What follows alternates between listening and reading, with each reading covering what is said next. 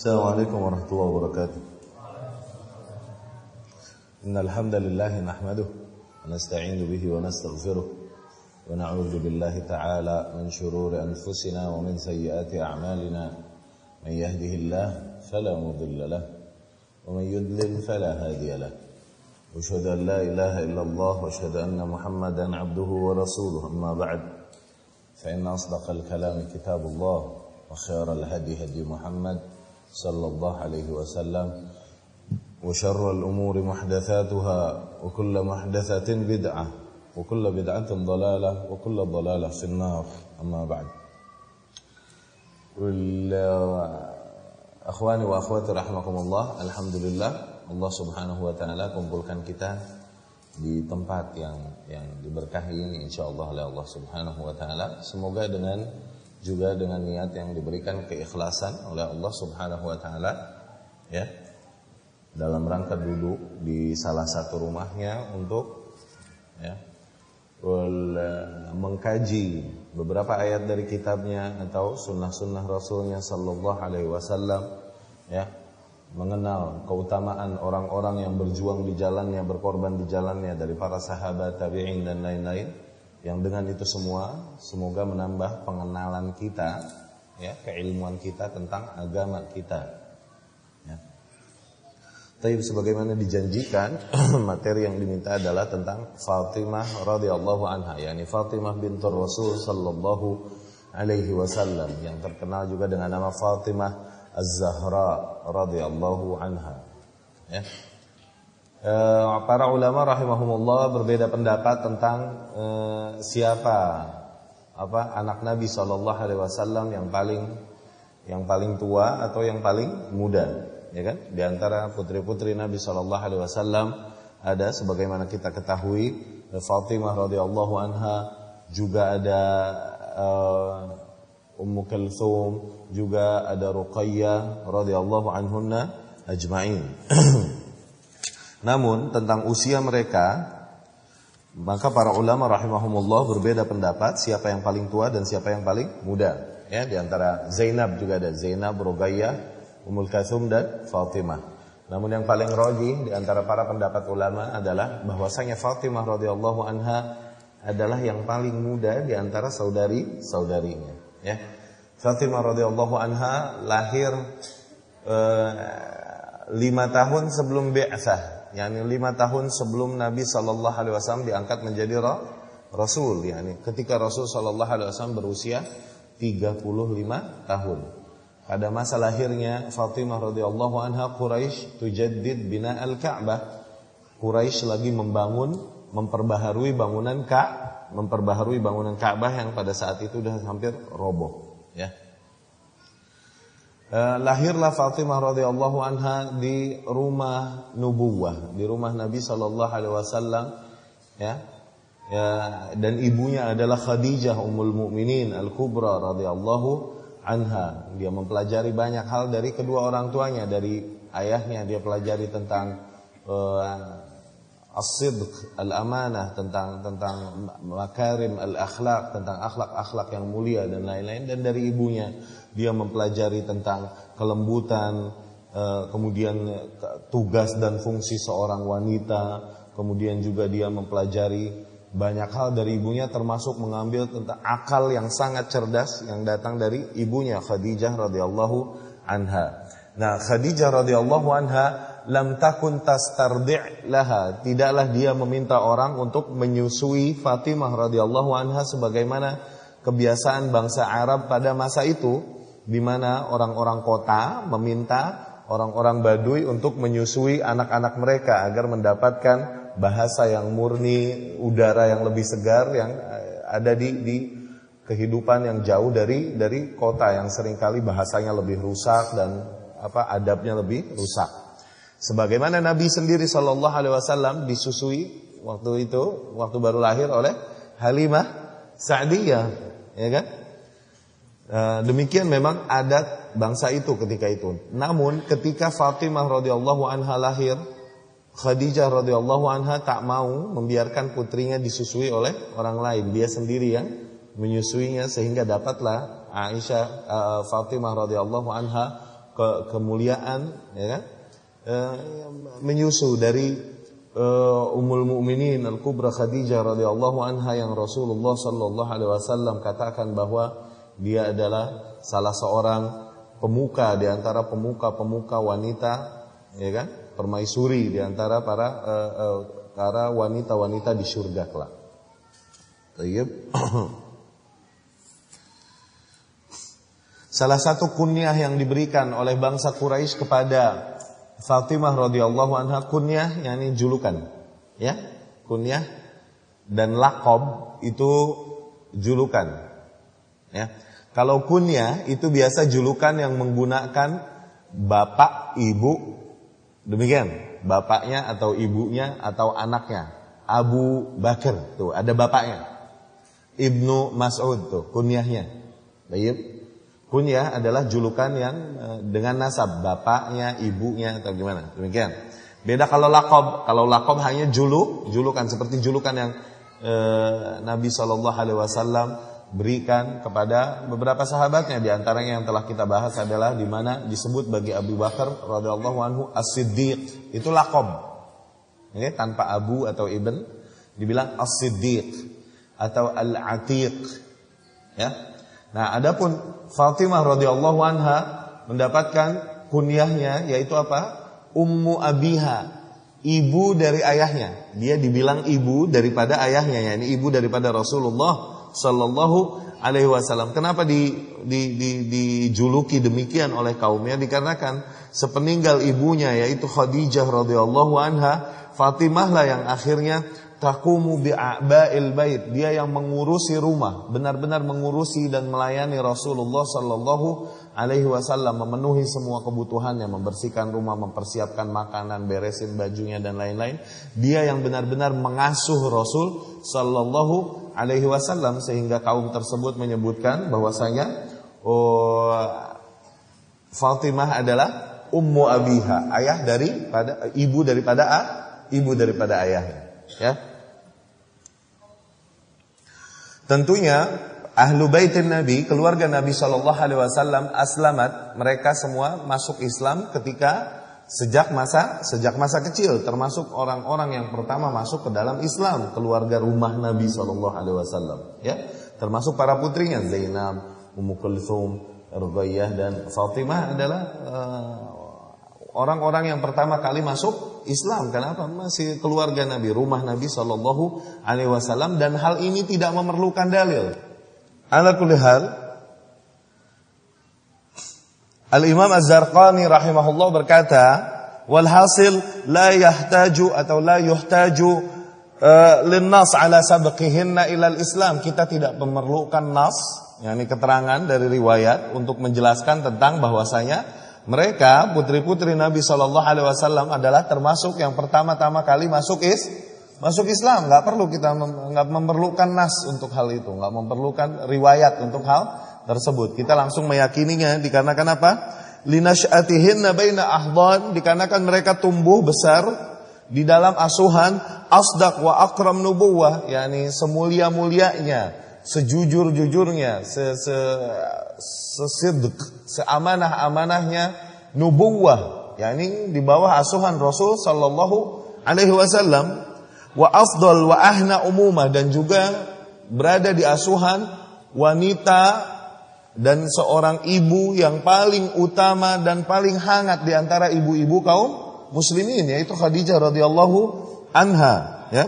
Ya'khudna an abihinna akramal makarim, mereka semua mengambil akhlak-akhlak mulia dari Rasul sallallahu alaihi wasallam, wa an ummihinna, dan dari ibu mereka mengambil fadail al-aqal, keutamaan atau kecerdasan akal, yang di mana akal Ummul Mukminin Khadijah radhiyallahu anha pada masanya la yuzan bihi aqlum ra'atin. Tidak ada akal wanita lain yang dapat mengimbangi akal Ummul Mukminin Khadijah radhiyallahu anha, kecerdasannya pada masa tersebut, ya.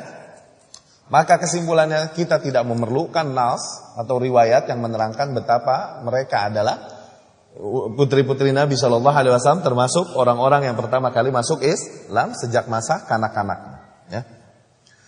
Dan di antara rekor yang dicatat juga oleh Fatimah radhiyallahu anha adalah keberaniannya yang luar biasa membela ayahnya ketika ayahnya ditekan oleh kaum musyrikin di masa fatrah dakwah Makkiyah, 13 tahun kan di Mekah dakwah Rasul sallallahu alaihi wasallam. Ditekannya oleh kaum musyrikin dan terjadilah atas Rasul sallallahu alaihi wasallam dan para pengikutnya apa yang terjadi dari azab, ya kan? Siksaan, tekanan dikarenakan apa yang mereka serukan, apa yang mereka dakwahkan bertentangan dengan agama tradisional yang berjalan pada kaum itu. Ya. Dan betapa kaum musyrikin melakukan segala hal untuk memuaskan hati mereka, berangkat dari kebencian mereka terhadap apa yang diserukan oleh Nabi Muhammad sallallahu alaihi wasallam. Dan disitulah peranan Fatimah radhiyallahu anha yang begitu berani bahkan membela ayahnya, sementara para sahabat-sahabat lain lelaki mungkin yang memiliki kekuatan lebih tidak seberani dirinya radhiyallahu anha, ya.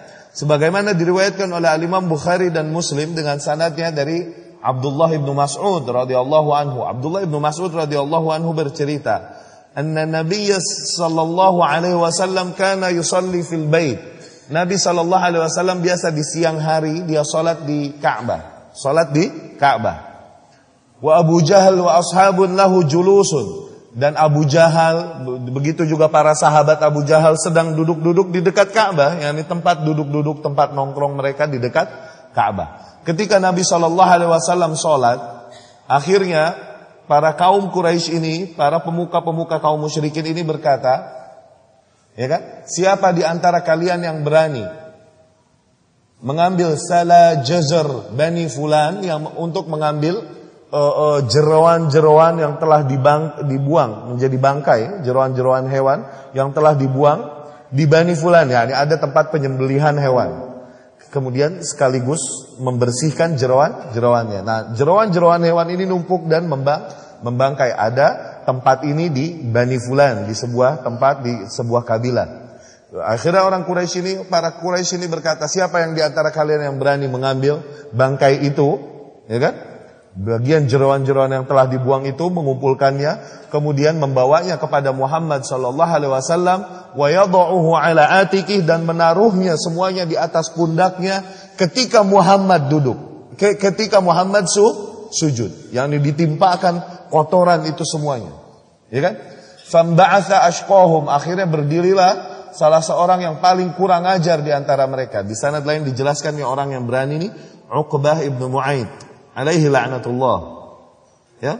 Uqbah ibnu Mu'aid berdiri dan pergi dia benar mengambil kotoran-kotoran dan daging-daging yang membusuk, jeroan-jeroan yang membusuk dari bani tersebut. Dia membawanya kemudian menghampiri Muhammad sallallahu alaihi wasallam, kemudian dia menunggu Rasul sujud, dan ketika sujud dia pun menghampirinya dengan daging-daging yang telah membusuk itu, kemudian menimpakannya di atas pundak Rasul dan kepalanya, sehingga Rasul pun sallallahu alaihi wasallam tak bisa berbuat apa-apa dan tetap dalam keadaan sujud. Faja'alu yadhaqun, akhirnya mereka semua tertawa terbahak-bahak begitu geli. Yuhilu ba'dhum ba'dha, sampai miring satu sama lain tertawa-tawa melihat apa yang terjadi kepada Muhammad sallallahu alaihi wasallam. Bahkan Abdullah ibnu Mas'ud yang melihat kejadian ini, dia berkata, laukana li mana'ah, andai saja dulu aku punya kekuatan. Dia hanya bisa diam melihat Rasul sallallahu alaihi wasallam diperlakukan demikian, enggak punya kekuatan apapun. Sehingga akhirnya berani menghampiri Rasul pada saat itu pastinya akan terkena juga siksaan dari kaum musyrikin. Kenapa? Berani membela Rasul sallallahu alaihi wasallam. Namun yang berani menghampiri Rasulullah sallallahu alaihi wasallam justru Fatimah radhiyallahu anha, putrinya, berlari menuju Rasul sallallahu alaihi wasallam sambil menangis. Dia lihat ayahnya betapa dipermalukan dan diperolok-olok oleh bangsanya. Dia singkirkan daging-daging yang membusuk itu dari kepala dan pundak ayahnya. Barulah Nabi Muhammad sallallahu alaihi wasallam dapat bangkit dan mengangkat kepalanya, rafa'a ra'sahu, mengangkat kepalanya dari sujudnya. Kemudian Nabi sallallahu alaihi wasallam mengangkat tangannya dan berdoa, Allahumma 'alaika bi Quraisy, Allahumma 'alaika bi Quraisy, Allahumma 'alaika bi Quraisy. Ya Allah, balaskan Quraisy, Ya Allah balaskan Quraisy. Ya Allah balaskan Quraisy. Dan mereka takut kalau Nabi SAW sudah berdoa. Kenapa? Mereka tahu sendiri kalau Rasul SAW yang meminta pasti terjadi. Bahkan kaum musyrikin mengetahui hal itu. Itu meresahkan mereka dan membuat hati mereka tidak tenang. Kemudian ada Rasul pun menyebutkan satu persatu nama mereka yang ngerjain Rasul SAW ini. Allahumma alaika bi Abi Jahal. Allahumma alaika bi Utbah ibnu Rabi'ah. Wa alaika bi Syaibah ibnu Rabi'ah. Wa alaika bi Uqbah ibnu Mu'aid. Wa alaika Rasul menyebutkan 7 orang ini. Tayyib. Meminta Allah subhanahu wa ta'ala membalaskan kepada mereka apa yang mereka telah lakukan kepada Rasul sallallahu alaihi wasallam. Abdullah ibnu Mas'ud bercerita, Wallahi, laqad ra'aitu haula, aku telah melihat mereka 7 orang yang Rasul sebutkan ini, sar'a fil qalib fi Badr, di mana mereka semua meregang nyawa di Badr. Semuanya mati di Badr, dikubur di lubang yang dimana para sahabat mengumpulkan jasad-jasad kaum musyrikin dan melemparkan semuanya ke dalam lubang tersebut. Ini yang dibilang qalib, yang kemarin kita ceritakan tentang Badr. Abu Jahal dan lain-lain dikubur. Kecuali Uqbah ibnu Abi Mu'aid. Uqbah ibnu Abi Mu'aid yang menyiksa Rasul ini, yang ngerjain Rasul sallallahu alaihi wasallam. Di sanad lain diceritakan Uqbah ibnu Abi Mu'aid ini berani ketika Rasul sallallahu alaihi wasallam berada di Ka'bah, dia hampiri dan dia tarik kerah Rasul sallallahu alaihi wasallam, kemudian dia jadikan kain di leher Rasul dan dia mencekik Rasul sallallahu alaihi wasallam dari belakang dengan kainnya itu. Datanglah Abu Bakar radhiyallahu anhu membela Rasul sallallahu alaihi wasallam yang sedang dicekik dan dipukuli oleh kaum musyrikin sambil dicekik oleh Uqbah ibnu Mu'aid ini. Abu Bakar sambil menangis melindungi punggung Rasul sallallahu alaihi wasallam dan mendorong sebisa mungkin kaum musyrikin yang menyiksanya seraya berkata, "Ataqtuluna rajulan ay yaqula rabbi Allah?" Apakah kalian membunuh seseorang hanya karena berkata bahwa Rabbnya adalah Allah? Ya. Nah, Uqbah ibnu Abi Mu'aid ini di perang Badar tertangkap dan tersandera oleh kaum muslimin, termasuk di antara 70 sandera kaum muslimin. Mati dari kaum musyrikin ini 70 orang dan tersandera 70 orang di perang Badar ini. Tayyib. Di antara 70 orang ini ada Uqbah ibnu Abi Mu'aid. Rasul pun sallallahu alaihi wasallam akhirnya menyikapi sandera-sandera ini. Rasul sallallahu alaihi wasallam menerapkan tebusan, kalau mau tebus dirinya bayar 4.000. Tayyib. Ada yang lain bahkan riwayat mengatakan bahwa Rasul sallallahu alaihi wasallam menawarkan bagi orang-orang yang mau menebus dirinya, kalau nggak punya uang bisa baca tulis nggak? Kalau bisa baca tulis, ajarkan para sahabat untuk membaca dan menulis, dengan itu dibebaskan. Ya, tapi Uqbah ibnu Abi Mu'aid nggak diterima tebusan darinya dan tetap Rasul sallallahu alaihi wasallam memerintahkan untuk hukum mati Uqbah. Akhirnya yang turun tangan menghukum mati Uqbah ini adalah Ali ibnu Abi Thalib radhiyallahu anhu, qatalahu sabran. Ya, dibunuh oleh Ali ibnu Abi Thalib. Nah, demikian tergambar betapa beraninya Fatimah radhiyallahu anha membela ayahnya. Ya, ketika mendapatkan perlakuan sedemikian rupa dari Quraisy. Tayyib. Kemudian bahwasanya al-jaza min jinsil amal, yang namanya balasan Allah Subhanahu wa taala ini sesuai dengan amal yang dilakukan seringkali. Ya. Maksud dari pernyataan ini oleh para ulama ketika menyebutkan riwayatnya Ali ibnu Abi Thalib radhiyallahu anhu, yakni ketika Ali bin Abi Thalib berani mengorbankan, mempertaruhkan nyawanya untuk tidur di ranjangnya Rasul sallallahu alaihi wasallam ketika hijrah, ya kan? Ali tidur di ranjangnya Rasul dan menggunakan selimutnya Rasulullah sallallahu alaihi wasallam, dan kaum musyrikin mengepung rumah Rasul sallallahu alaihi wasallam. Rasul pun dapat lolos, kemudian lari dan menghampiri Abu Bakar dan mereka pergi berhijrah. Ketika kaum musyrikin mendobrak pintu Rasul sallallahu alaihi wasallam, ternyata tidaklah mereka temui di dalam rumahnya kecuali Ali ibnu Abi Thalib, dan mereka memukulinya dan menahannya, menyandara Ali bin Abi Thalib.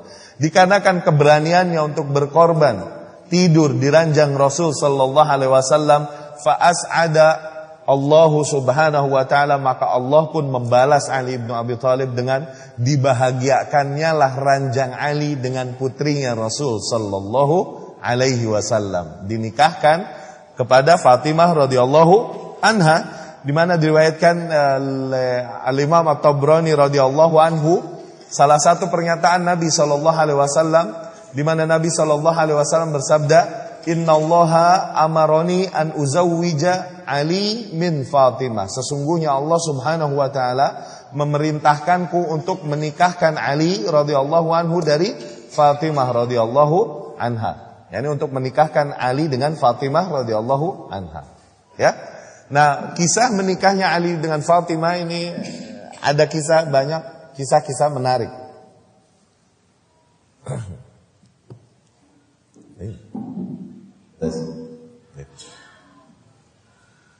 Kisah menikahnya Ali bin Abi Thalib radhiyallahu anhu dengan Fatimah radhiyallahu anha ini sangat menarik, dan banyak riwayat-riwayat yang menjelaskan dan saling melengkapi satu sama lain tentang kisah pernikahan mereka ini, ya.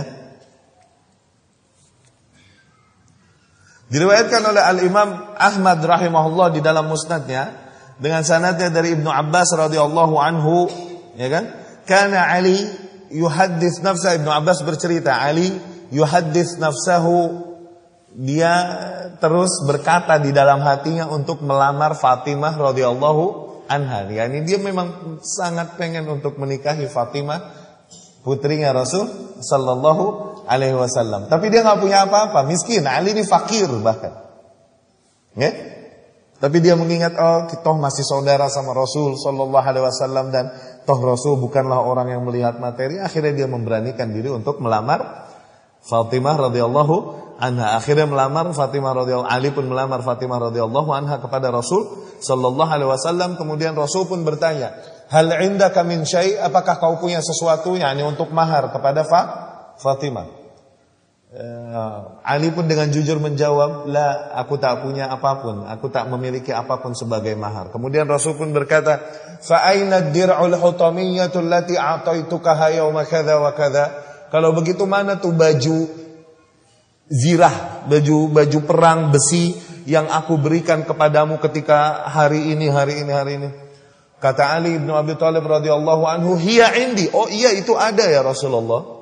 Yani Ali bin Abi Thalib radhiyallahu anhu bilang ketika ditanya, "Apakah kau punya sesuatu?" Yani untuk mahar, "Aku enggak punya apapun." Ya kan? Tapi taunya dia punya baju zirah ini. Maka maknanya adalah baju zirah ini la tusawi syai'an, yakni harganya enggak seberapa sama sekali, enggak ada artinya. Apalagi digunakan untuk menghalalkan seorang wanita, yang wanita ini adalah anaknya Rasul sallallahu alaihi wasallam. Akhirnya tidaklah menyebut hal itu. Ali tidak menyebut kepemilikan yang akan baju tersebut. Tapi ternyata Rasul sallallahu alaihi wasallam ingat, mana baju perang yang pernah aku berikan kepadamu itu? Ada ya Rasul, katanya. Idhab wa'ti bihi wa qad zawajtukaha.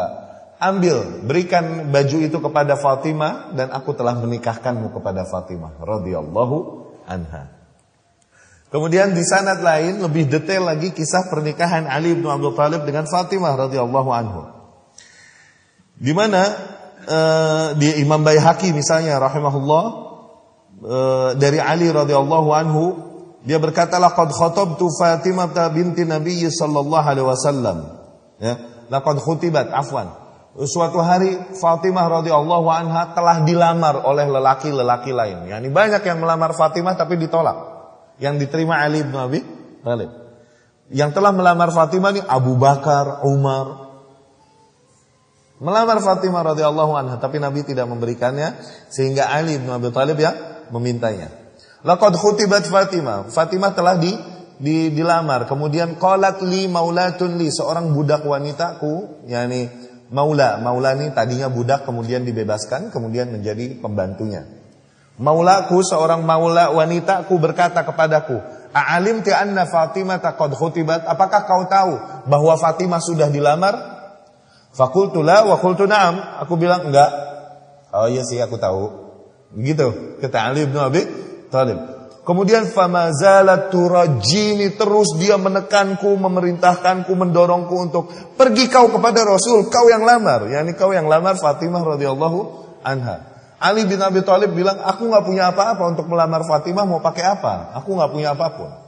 Tapi terus nih pembantu wanitanya mendorongnya, ayo lamar Fatimah, sampai akhirnya aku pun datang kepada Rasul sallallahu alaihi wasallam untuk melamar Fatimah radhiyallahu anha. Falamma sallamtu alaihi, ketika aku salam kepada Rasul kemudian masuk ke rumah Rasul sallallahu alaihi wasallam, wa kunna nujilluhu wa nu'azzimu, dan kita begitu menghormati Nabi sallallahu alaihi wasallam dan mengagungkannya. Ketika bertemu dengan Nabi sallallahu alaihi wasallam, uljimtu, aku enggak bisa ngomong apa-apa. Kaku mulutku. Nabi pun bertanya kepadaku, "Ma hajatuk ya Ali?" Ada perlu apa ya Ali? Fasakat, aku pun diam, enggak berani ngomong. Kemudian enggak lama Rasul bertanya lagi, "Ma hajatuk ya Ali?" Ada perlu apa ya Ali? Fasakat, aku pun diam, enggak berani ngomong. Karraraha thalathan, sampai 3 kali Rasul bertanya kepadaku, ada perlu apa engkau ya Ali? Tapi aku terus diam dan tak mau menjawab. Akhirnya Rasul pun sallallahu alaihi wasallam berkata, la'allaka turid an takhtuba Fatimah. Oh, ente ini mau melamar Fatimah ya? Akhirnya Ali bin Abi Thalib bilang, "Naam ya Rasulullah." Rasul pun berkata, "Hal indaka min syai'?" Kau punya sesuatu untuk melamarnya? "Enggak ya Rasul." Fa'aina dir'ul hutamiyatu allati a'taitukaha? Mana tuh baju besi yang aku berikan padamu, baju perang yang aku berikan padamu? Hiya indi ya Rasulullah. Ada di rumah ya Rasul. Dia udah ambil tuh baju, kasihin sama Fatimah, laqad zawwajtukaha. Aku menikahkan Fatimah kepadamu. Ya, ajib. Hah? Ya. Coba yang sekarang begitu ngelamar anak orang gampang ya. Aduh. Kamu mikir gedungnya berapa, cateringnya berapa. Ini pun terjadi di zaman Rasul sallallahu alaihi wasallam, bahkan pada Ali dan Fatimah radhiyallahu anha, ya. Tapi di riwayat Imam Ahmad rahimahullah, setelah diterima lamaran Ali radhiyallahu anhu, Rasul sallallahu alaihi wasallam berkata, "Innahu la budda lil ursi min walimah." Kita harus bikin pesta, bikin acara pernikahan buat pengantin ini. Nah, Ali enggak punya apa-apa. Akhirnya qala Sa'ad bin Abi Waqqas berkata, "Alayya kabsh, aku nyumbang 1 kambing." Ya enggak? Nih Farid, nyumbang berapa ya? "Alayya kabsh, aku nyumbang 1 kambing." Yang lain bilang, "Alayya." Yang lain nyumbang. Akhirnya terus Ali bin Abi Thalib mendorong para kawan-kawannya, "Ayo yang mau nyumbang." Demikian. Sehingga mulailah terkumpul sedikit demi sedikit apa-apa yang dibutuhkan untuk mendirikan pesta pernikahan mereka berdua. Baik. Tapi ada waqa'at tarifah minat taraif, ada ajib, kejadian yang ajib dan lucu. Di riwayatnya Syaikhan Imam Bukhari dan Muslim dari Ali radhiyallahu anhu, bercerita tentang usahanya dalam mau mendirikan pesta pernikahan untuk Fatimah radhiyallahu anha. Di riwayat Imam Bukhari dan Muslim, Ali berkata radhiyallahu anhu, "Kana li syarif." Aku punya syarif. Syarif ni an-naqah al-musinnah, onta yang sudah cukup tua. Kana li syarif min nasibi min maghnami yaum Badr, dari jatah ghanimah yang aku dapatkan dari perang Badr. Thumma a'tani Rasulullah sallallahu alaihi wasallam syarifan akhar. Kemudian Rasul memberikan kepadaku 1 onta lagi minal khumus, dari jatah khumus yang Rasul miliki. Khumus nih 1/5. Khumus adalah 1/5. Ya, 1/5 dari harta rampasan perang yang nanti diberikan kepada Rasul sallallahu alaihi wasallam untuk dia menghidupi keluarganya dan lain-lain. Ya. Dan aku pun diberikan oleh Rasul sallallahu alaihi wasallam seekor unta lagi dari jatah khumus Rasul sallallahu alaihi wasallam. Akhirnya aku udah punya 2 onta nih. Nah, lumayan untuk hajatan. Oke? Tsumma wa'adtu rajulan min Bani Qainuqa. Kemudian aku janjian dengan salah seorang dari Bani Qainuqa untuk membantuku mencari idkhir. Idkhir nih pohon-pohonan, ya kan? Dan mencari kayu bakar untuk kita kumpulkan, nanti kita jual, yang asta'inu bihi ala walimati ursi, nanti uangnya aku gunakan untuk membiayai pesta pernikahanku gitu.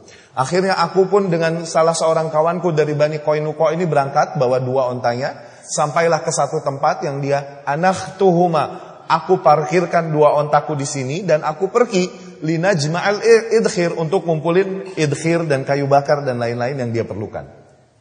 Ontanya diparkirin di satu tempat ala baiti qarib, dekat dari bait rajul, rumah seseorang dari golongan Ansor. Rumah seseorang dari golongan Ansor. Seorang sahabat dari golongan. Nah, diparkirin di situ ontanya dekat 2. Nah, di rumah ini ada Hamzah. Hamzah ibnu Abdul Muttalib, pamannya Rasulullah SAW, pamannya Ali ibnu Abi Thalib. Ma'asyar bin lahu, dia lagi sama gengnya lagi minum-minum. Afwan, lagi minum khamr, lagi mabok. Wa ma'ahum qainah, dan ada biduan wanita juga tuh, ghanin, yang dia menyanyi menghibur para orang-orang yang lagi minum-minum. Ini kasus sebelum apa? Sebelum diharamkan khamr. Jadi mereka masih minum. Akhirnya Pak biduan wanita ini melihat ada onta di luar. Dia menyanyikan syair-syairnya sambil memukul gendang, mendorong Hamzah untuk, Hamzah, no ada onta di luar, potong dong, kita makan pundaknya, kita makan hatinya, begitu. Ayah Hamzah li syarafin nawai, ya Hamzah li syarafin nawai. Terus digoda Hamzah pun terdorong, Hamzah udah samil fly, mabok. Radhiyallahu anhum, riwayatnya begini.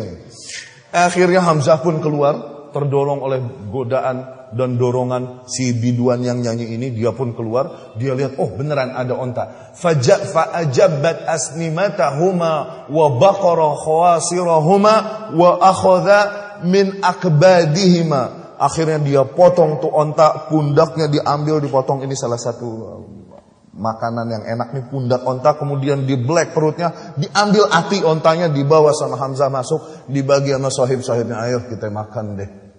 Begitu. Ali bin Abi Thalib lagi? Nggak ada. Lagi nyari kayu bakar, bro. Kemudian kata Ali bin Abi Thalib, falamma raja'tu ba'da ma jama'tu, ketika aku kembali setelah aku kumpulkan apa yang aku butuhkan, ra'aitu manzaran afza'ani, aku melihat sebuah pemandangan yang benar-benar menghentakku. Iya kan? Walam dan mataku tak tahan untuk menanggung kekesalan ini, fabakaitu, aku pun menangis. Aku melihat ontaku udah tergeletak, udah berdarah-darah, udah disembelih, pundaknya udah diambil, perutnya udah dibongkar, udah diambil hatinya. Ya Allah, hartaku di dunia cuman ini, buat bikin hajatan anaknya Rasul, pakai ada yang motong lagi. Dia nanya, man fa'ala hadza, siapa yang melakukan ini? Orang-orang situ bilang, katanya, fa'alahu Hamzah. Hamzah. Innahu fi hadhihi dar, dia di rumah itu, ma'asyar bin lahu, sama gengnya lagi minum-minum. Ali bin Abi Thalib begitu kesel, cuma siapa yang berani sama Hamzah? Hamzah ini macan. Singa padang pasir Hamzah ini. Radhiyallahu anhu. Para sahabat ini bilang, kita dulu takut mau sholat di Ka'bah sampai Umar dan Hamzah masuk Islam, baru kita berani sholat di Ka'bah. Baru nggak ada yang berani songong. Kaum Quraisy sedikit takut ketika Hamzah dan Umar masuk Islam. Siapa yang berani sama Hamzah? Ngomel.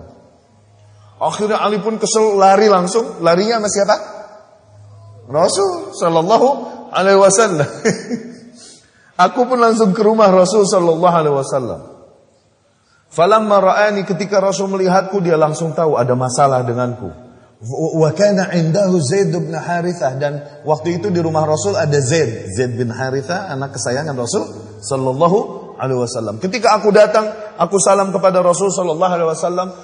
Rasul menjawabnya dan berkata, "Malak, apa yang terjadi denganmu? Ada apa denganmu?" Dan Ali pun mengadu kepada Rasul sallallahu alaihi wasallam, "Ya Rasulullah, ra'aitu manzaran afza'ani." Aku benar-benar melihat pemandangan barusan yang benar-benar menghentakku. Ontaku yang udah aku persiapkan untuk pernikahan walimah bersama putrimu ya Rasul, dipotong, dibongkar perutnya, diambil hatinya ya Rasul. Rasul bilang, "Siapa yang melakukan itu?" "Hamzah ya Rasul." No, di rumah itu dia lagi sama gengnya lagi minum-minum, ma'asyar bin lahu, dan ada qainah, ada biduan yang nyanyi-nyanyi. Rasul pun sallallahu alaihi wasallam kaget mendengar hal itu. Thumma istad'a biridai, dia panggil ridanya, ya, dia minta diambilkan ridanya. Rida ini mantel luar yang dipakai di luar gamis. Dan kemudian mereka pun pergi menuju rumah itu. Fatabi'tuhu ana wa Zaid bin Harithah. Aku pun mengikuti Rasul bersama Zaid bin Harithah. Sampai rumah tu Ansar, Rasul sallallahu alaihi wasallam salam, diizinkan bagi Rasul masuk, kemudian bertemu dengan Hamzah dan temannya tentunya. Fatafiqa yalumu ala Hamzah ala ma yaf'al. Akhirnya Rasul pun terus ngomel-ngomelin Hamzah atas apa yang dilakukannya. Fa idza Hamzah qad thamil, taunya Hamzah udah benar-benar mabuk luar biasa. Muhmarrah ainatah, dua matanya sudah merah. Rasul pun memarah-marahinya.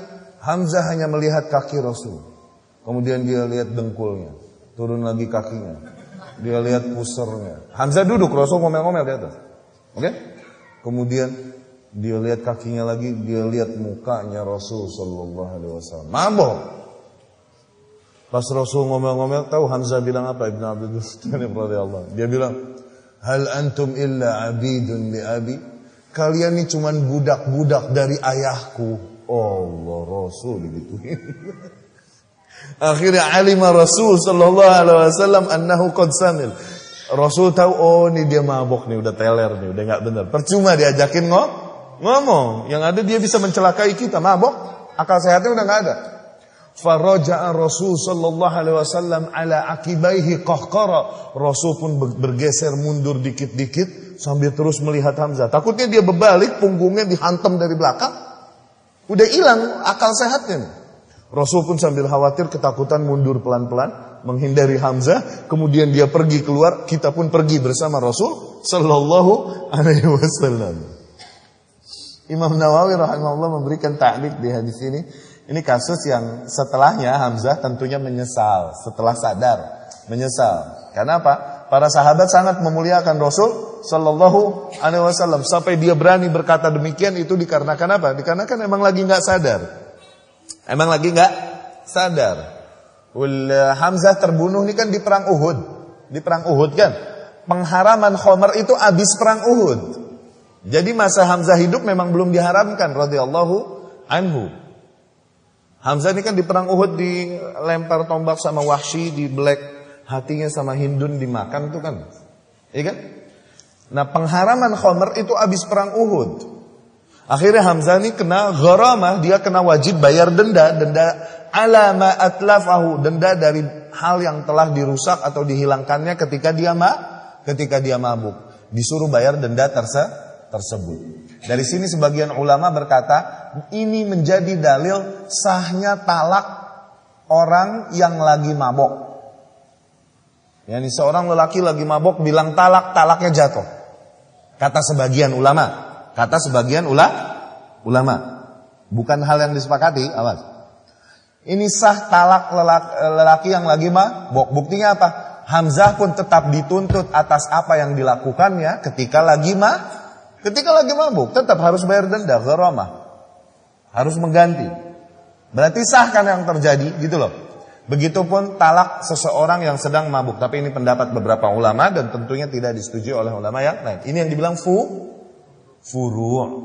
Ya, ikhtilaf di furu'. Ala kulli hal akhirnya berjalanlah pernikahan Ali dengan Fatimah radhiyallahu anha dan didirikanlah pesta untuk Ali dan Fatimah radhiyallahu anha. Menikahlah mereka berdua, kemudian dengan rezeki yang ada mereka mengadakan acara, ya kan? Namun setelah menikah dengan Ali radhiyallahu anha, sebagaimana kita katakan tadi, Ali radhiyallahu anhu itu seseorang yang sangat fakir Ali. Dia nggak punya apapun di rumahnya kecuali ada kulit binatang yang biasa dia jadikan ranjang untuk tidur. Okay? Dan kalau di siang hari kulit itu dipakai untuk mengumpulkan rumput-rumput dan lain-lain untuk memberi makan hewan. Malamnya dipakai buat tidur. Dan saking miskinnya Ali bin Abi Thalib radhiyallahu anhu.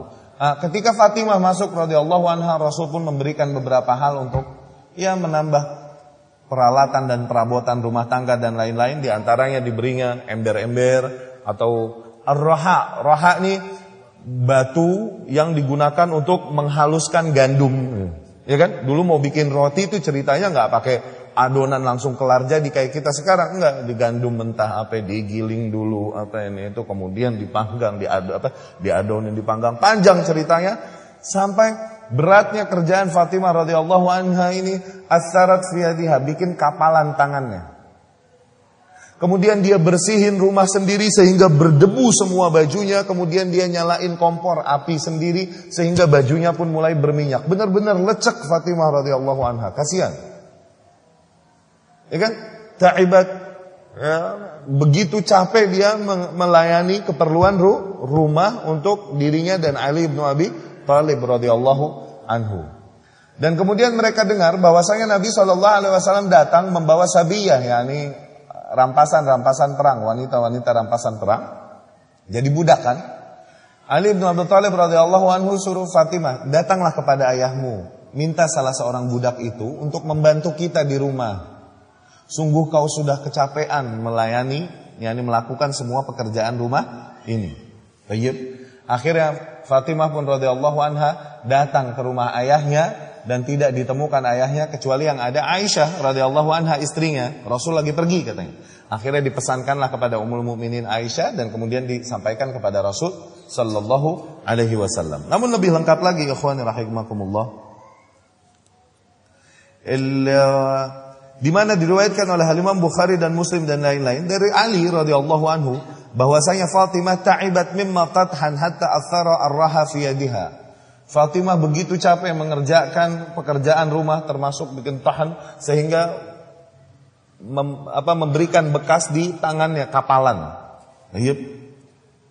Kemudian datang Nabi SAW dengan rampasan wanita-wanita rampasan perang. Akhirnya Ali pun berkata kepada Fatimah, coba kau datangi ayahmu, yakni Nabi SAW, dan kau minta salah seorang budak di antara budak-budak yang ada untuk membantumu di rumah. Sungguh kau udah kecapean di rumah.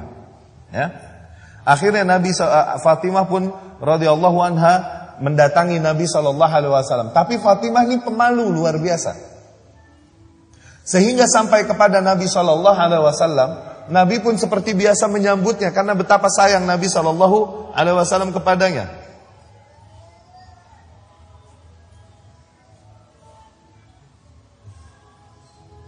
Nabi SAW menyambutnya dan berkata, marhaban bibnati. Seperti biasa kalau Fatimah datang, selamat datang putriku. Kemudian ditanya, ada perlu apa? Mal hajah ya ibnati, ada perlu apa wahai putriku? Tapi Fatimah malu untuk menyebutkan keperluannya sehingga dia berkata, uridu an usallima alaik. Aku cuma datang untuk memberi salam padamu sekali. Ya kan? Kemudian pulang ke rumah. Kemudian besokannya datang lagi kepada Rasul sallallahu alaihi wasallam untuk meminta budak.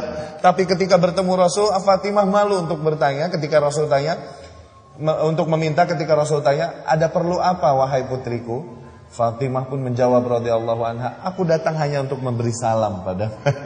Fatimah malu untuk meminta kepada Rasul sallallahu alaihi wasallam. Akhirnya Ali sendiri yang datang radhiyallahu anhu kepada Rasul sallallahu alaihi wasallam dan mengucapkan kepada Rasul kebutuhannya. Kita butuh budak ya Rasul, kita butuh pembantu. Fatimah kecapean di rumah sampai begini. Rasul pun menolak permintaannya karena apa? Karena memang ada banyak orang-orang yang jauh lebih membutuhkan daripada mereka. Lihat Rasul sallallahu alaihi wasallam. Bahkan kepada ahlul baitnya. Oh ya sudah, akhirnya Ali pun pulang kepada istrinya Fatimah radhiyallahu anha dan sudah malam ketika mereka naik ranjangnya dan siap tidur, mau tidur, ya kan? Ternyata Nabi SAW salam kemudian masuk rumah. Ali dan Fatimah melihat Rasul masuk, mereka pun berdiri dari tidurnya kan, bangkit dari tidurnya. Tapi Rasul berkata, ala makanikuma, tetap di tempatmu, tetap di tempat kalian, tetap di posisi kalian. Sami'na wa ata'na, Rasul yang nyuruh. Akhirnya tetap mereka tiduran.